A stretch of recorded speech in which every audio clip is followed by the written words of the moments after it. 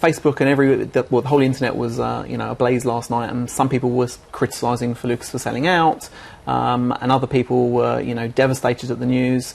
But I think overall, and the voice of reason's coming out that if you look at what Disney have done with Marvel and what Disney have done with Pixar, and they've done an amazing job with those two franchises. So I think if you take a step back and look at it overall, I think that what we're going to see is some amazing new films with some great new direction from Kathleen Kennedy, who takes over as president of Lucasfilm.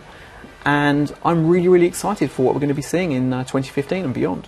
So you don't think we're going to see a return to the sort of clunky George Lucas type dialogue, which is particularly evident in those first three films? Well, that's what George has always been criticised for, is the clunky dialogue. George is just acting as a creative consultant on these films now. So in terms of story ideas, so he'll still be involved. Like as a consultant, so he'll be there in the background. So I guess if they come up with an idea and they take it to him and say, well, would Yoda ever have done this? And he'll say, oh no, definitely not. But I think Kathleen Kennedy, who's worked on over 90 films, including some of the biggest films ever made, E.T., Schindler's List, Back to the Future, all the Indiana Jones films, with her at the helm, with her background and pedigree, I think she's going to bring something really, really new and exciting to the film. You mentioned Indiana Jones, and that's interesting for two reasons, in that film series was rebooted after a long gap with mixed success. Harrison Ford, of course, was the lead actor there.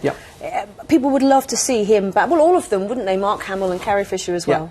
Well, in terms of Indiana Jones, that was sold as well as part of the deal.